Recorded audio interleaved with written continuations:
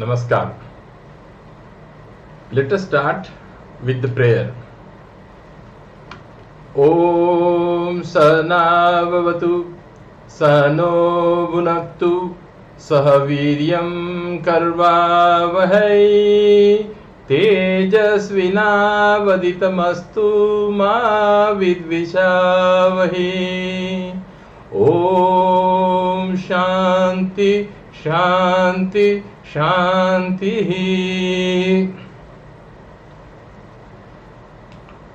Om, may He protect us both, student and teacher together. May He nourish us both together. May we work conjointly with great energy.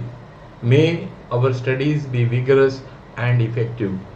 May we not mutually dispute. Om, let there be peace in me, let there be peace in my environment, and let there be peace in the forces that act on me. Dear students, today the various points to discuss about the POTS paraplegia includes the incidence and prevalence, 5 reasons for the predilection of involving the dorsal spine mainly, third, the pathology of POTS paraplegia, fourth, the Seddon's classification and clinical features of POTS paraplegia, fifth, the Kumar's grading of POTS paraplegia, then sixth, the investment and management, 7, 3 schools of management of POTS paraplegia, 8, middle path regime and its principles, 9, indications and various methods of surgery, and 10, spinal fusion, and finally the management of the cold abscess. So the TB spine with paraplegia we call as the POTS disease or POTS paraplegia. The incidence of this complication is 10 to 30%, and it is most often associated with the tuberculosis of dorsal spine. Now the 5 reasons stated are: 1. TB is more common in dorsal spine. 2. Spinal cord terminates below L1. 3. Spinal canal is smallest in this region. 4. Normal curve of the thoracic spine encourages marked kyphosis in dorsal spine. And 5. The anterior longitudinal ligament in the dorsal region loosely confines the abscess. So these are the 5 reasons why we find POTS paraplegia whenever there is a dorsal spine involvement of tuberculosis. Coming to the pathology, the paraplegia could result due to 4 important reasons. It may be inflammatory causes, it may be mechanical causes, it may be intrinsic causes, and 4th, the spinal tumor disease. Now if you look in this particular table, you will come to know that inflammatory causes includes edema, granulation tissue, abscesses, caseous tissue. Now these are the most common cause for POTS paraplegia. The mechanical causes includes the tuberculous debris, sequestra, and the vertebral canal stenosis and the internal gibbous. Similarly, the intrinsic causes includes the prolonged stretching, infective endarteritis, pathological dislocations, tuberculous meningomyelitis, and syringomyelia. These are the 5 intrinsic causes. And finally, the spinal tumor disease occurs because of the extradural granuloma, the tuberculoma, and peridural fibrosis. These are the 3 important causes for the spinal tumor disease. Now, Seddon has classified POTS paraplegia into 2 important groups. As per his classification, it is first is early onset paraplegia and second is late onset paraplegia. Now, early onset paraplegia is associated with the active disease. It is seen within 2 years of the onset of the disease. Late onset paraplegia is associated with the healed disease. It is seen after 2 years after the onset of the disease. Now, rarely the paraplegia may be the presenting symptom. Late onset paraplegia may be associated with clumsiness, twitching, increased reflexes, clonus, and positive Babinski sign. Motor functions are usually affected first. Paralysis usually follows the following stages in order of severity. What are those stages? First, there is a muscle weakness. Then comes the spasticity. Then comes incoordination. Then comes paraplegia in extension. Then comes flexor spasm. Then paraplegia in flexion. Then flaccid paraplegia at the last. So these are the various stages of POTS paraplegia. Now Kumar has suggested grading of POTS paraplegia in 4 grades. Grade 1, there are negligible symptoms, patient is unaware, only physician could detect the ankle clonus and upgoing plantar reflexes. In grade 2, there are mild clinical symptoms. Patient has now become aware, he has got some weakness, but still he continues to walk with support. In grade 3, now the clinical symptoms have become moderate. Now patient has become non-ambulatory.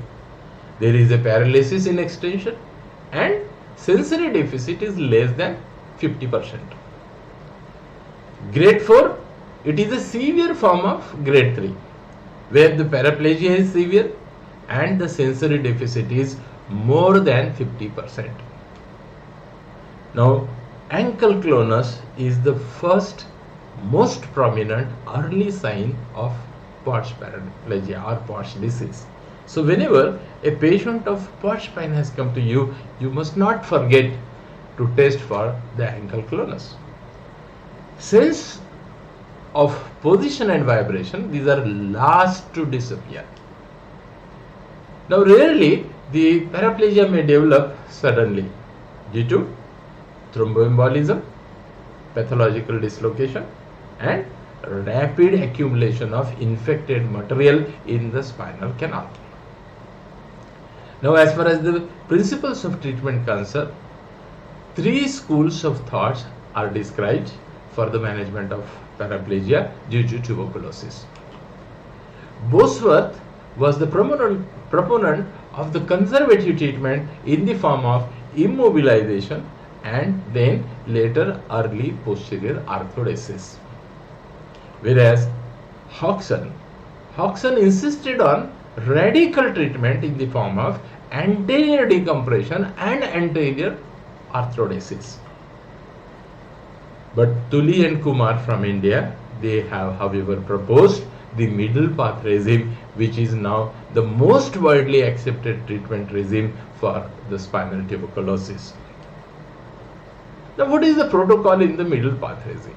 So initially they advise admission, rest in bed or plaster of Paris cast, then start chemotherapy, X-rays and ESR to be repeated once in every 3 months, and gradual mobilization can be done in absence of neurological complication. And then they advise use of spinal braces from 18 months to 2 years. If there are abscesses, they must be aspirated or drained. Usually the sinuses heal well within 6 to 12 weeks if no neurological complication develop. Now if the response is obtained within 3 to 4 weeks of triple drug therapy, usually the surgery is unnecessary. However, if no response is obtained within 3 to 4 weeks of triple drug therapy, then usually the surgery is indicated. Operative debridement is indicated for patients who do not show arrest of the disease even after 3 to 6 months of chemotherapy. Excision of the disease element is advised for the posterior spinal disease. And thus, the measures adopted for treating the POTS paraplegia can be grouped into two groups, the conservative as well as surgical treatment. Now, the conservative treatment here, chemotherapy is the mainstay of this method and has already been described in my previous lectures. Then second comes the immobilization. Immobilization of the spine to provide rest and thereby promote healing is done by traction in cervical region or by using plaster cast or braces in the dorsal region. We also need to take care of the bed sores, bladder and bowel, similar to the paraplegia due to the spinal injuries. Now, appropriate physiotherapy and occupational therapy helps in the treatment of the paralyzed lower limbs. The incidence of surgery has considerably decreased as the chemotherapy is found to be successful in the treatment of POTS paraplegia. And only 5% of the cases they require surgery in uncomplicated cases. And 60% of the cases with neurological deficit they require surgery. Now, the main indications for the surgery includes the failed conservative treatment, doubtful diagnosis, mechanical instability, recurrence and rapid onset paraplegia. So, failed conservative treatment means if the patient does not respond to the conservative treatment even after 3 to 6 months. Surgery is also indicated in cases of doubtful diagnosis. The spinal fusion may be required for the mechanical instability by some graft or implant. It may be anterior or a posterior spinal fusion.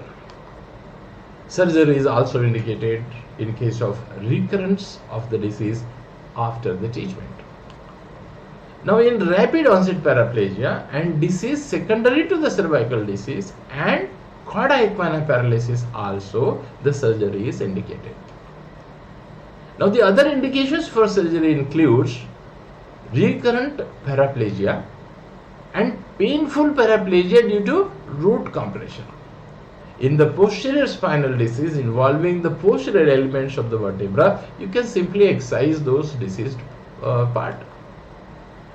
Now, the other indication also includes the spinal tumor syndrome resulting in cord compression and rapid onset paraplegia due to thrombosis, trauma, etc. Now, the various surgical techniques used for treating POTS paraplegia includes costotransversectomy, anterolateral decompression, anterior decompression. Then in past we used to do laminectomy. Nowadays nobody is advising, and now what is popular is posterior approach because of the pedicle screw fixation and spinal fusion. Now let us see the costotransversectomy. As you can see in this particular diagram, the shaded portion is removed. Now this is indicated for a tense paravertebral abscess. As the name suggests, the excision of a transverse process of the affected vertebra and about an inch of the adjacent rib facilitates the drainage of abscess. If the pus is yielded under pressure, then one has to wait for 6 weeks for the improvement. If no improvement occurs, then anterolateral decompression has to be done. Now, in anterolateral decompression, as you can see in this particular diagram, the shaded portion, the structures removed in this procedure is the part of the posterior part of the rib, the transverse process, the pedicle, and part of the vertebral body anterior to the cord. Now, this is the surgery of choice for the POTS paraplegia because it helps to effectively remove the solid and liquid debris. Anterolateral decompression is done through an extrapleural mediastinal approach. Now, after this surgery, the bone graft may be required to be inserted to maintain the stability of the spine. Now, coming to the anterior decompression. Now, this is technically more demanding. as you can see in this particular diagram. Here, the affected vertebra is approached through the transpleural or transperitoneal route. The diseased tissue is curated, and then in that particular defect, a bone graft is inserted, and you can even add some stabilizing plate or cage or rod. Now, since the development of pedicle screw surgery for the spinal fixation and fusion, now again the posterior approach in the treatment of quad spine has become popular. As I told you, laminectomy in the pars paraplegia is not indicated much. Why? Because anterior part of the cord is predominantly affected, and the laminectomy does not decompress this part of the cord. Moreover, it makes the spine unstable, as it removes the healthy area of the vertebrae, and hence this procedure is not commonly recommended. Now, the spinal fusion, if the arthrodesis of the spine is required after above surgeries, the anterior arthrodesis is normally preferred, and posterior spinal arthrodesis has got some limited value. Now, the posterior spinal fusion is usually done to stabilize the craniovertebral region. The paralysis secondary to the cervical disease is treated by either laminectomy and posterior arthrodesis, as shown in the previous slide, or as shown in this particular diagram, it can be treated by radical debridement and anterior arthrodesis using the vertebral plates. Now, transversectomy, this is another surgery. The severe cauda equina paralysis requires lumbar transversectomy. As far as the prognosis of pars paraplegia is concerned, a better prognosis is indicated in central cord involvement, early onset paraplegia, and good general condition of the patient. These are the three conditions where you can always give a better prognosis. Coming to the cold abscess, it is another complication. It can present as one of the 3 P's, and the 3 P's include the palpable tumor in the neck, back, thigh, etc. 2. Second P is pressure symptom on the cord, and third P is the presence of shadow in radiographs. Now look at this huge cold abscess in this particular diagram, how big cold abscess is seen in the lumbar area. In X-ray now, this is a retropharyngeal, increased retropharyngeal space, as you can see with the red arrow. It happens usually whenever there is a tuberculosis of cervical spine, and these are the examples of a bird nest shadow in the involvement of a thoracic spine, and a little if you go little down, then you can see the paravertebral shadows like that. Now, the treatment of cold abscess includes early aseptic evacuation is indicated. Aspiration if the contents are very fluid, but majority of them will require open surgery for evacuation. Now, this particular diagram shows how the cold abscess can be aspirated. You have already seen that costotransversectomy is done for the tense paravertebral abscesses, and anterolateral decompression is done for less than tense paravertebral abscesses. I hope with this we are concluding our discussion on pars paraplegia. Thank you for listening. We'll see you again